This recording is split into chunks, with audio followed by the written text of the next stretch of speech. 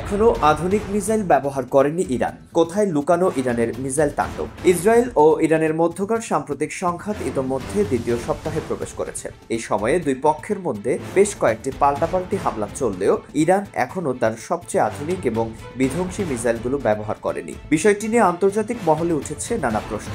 Iran কি পিছিয়ে পড়ছে, নাকি এটি কৌশলগত কোনো পরিকল্পনার অংশ? বিশ্লেষকরা বলছেন, ইরানের মিসাইল ভান্ডার শুধু মধ্যপ্রাচ্য নয়, বরং গোটা বিশ্বের অন্যতম আধুনিক একটি ভান্ডার। এই ভান্ডারে রয়েছে স্বল্প, মাঝারি ও দীর্ঘপাল্লার অসংখ্য অত্যাধুনিক মিসাইল।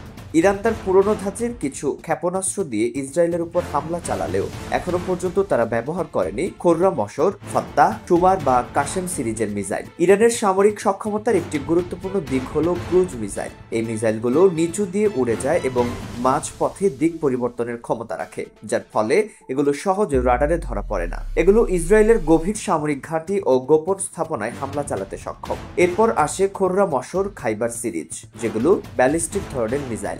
এগুলোর পাল্লা 2000 কিলোমিটার পর্যন্ত এবং সহজেই মোবাইল লঞ্চার থেকে উৎক্ষেপণযোগ্য।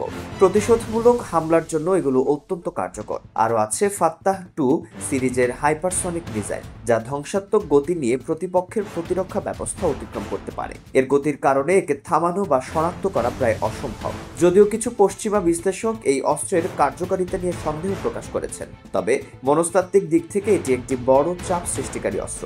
এছাড়া কাশেম সিরিজের মিসাইলগুলো রয়েছে ইরানের হাতে, যেগুলো খুব দ্রুত ছোড়া যায় এবং লক্ষ্যভেদে দারুণ নির্ভুলতা দেখায়। তাৎক্ষণিক প্রতিক্রিয়া এবং স্থলভিত্তিক হামলার জন্য এই অস্ত্রগুলো অত্যন্ত গুরুত্বপূর্ণ। সমুদ্রপথে শক্তি প্রদর্শনের জন্য ইরানের হাতে রয়েছে জোফাক্কার নেপাল, যা 700 থেকে 1000 কিলোমিটার দূরের সামরিক ও বাণিজ্যিক জাহাজে আঘাত হানতে পারে। অন্যদিকে সুমার সিরিজের ক্রুজ মিসাইলগুলো 2500 কিলোমিটার দূর পর্যন্ত লক্ষ্যে আঘাত হানতে সক্ষম এবং ভূমি ঘেঁষে উড়ে যাওয়ায় রাডার ফাঁকি দিতে পারে। সবশেষে আছে রায়াত সিরিজ, যেগুলো হালকা, দ্রুত প্রস্তুতযোগ্য এবং হঠাৎ করে চমকপ্রদ হামলার জন্য উপযুক্ত। সামরিক বিশ্লেষকদের মতে এটি কোনো দুর্বলতার চিহ্ন নয়, বরং একটি কৌশলগত অবস্থান। ইরান জানে এই মিসাইলগুলো ব্যবহার করা মানে সরাসরি যুদ্ধের মাত্রা অনেক গুণ বাড়িয়ে তোলা। এতে কেবল ইসরায়েলই নয়, যুক্তরাষ্ট্র ও তার মিত্ররা সরাসরি সংঘাতে জড়িয়ে পড়তে পারে।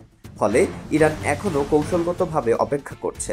অস্ত্রগুলো এখন রাজনৈতিক ও সামরিক চাপ তৈরির জন্য ব্যবহার করা হচ্ছে। যুদ্ধের শেষ প্রান্তে এসে চুক্তি বা কূটনৈতিক শর্তে প্রভাব বিস্তার করার হাতিয়ার হিসেবেও এগুলো ব্যবহৃত হতে পারে।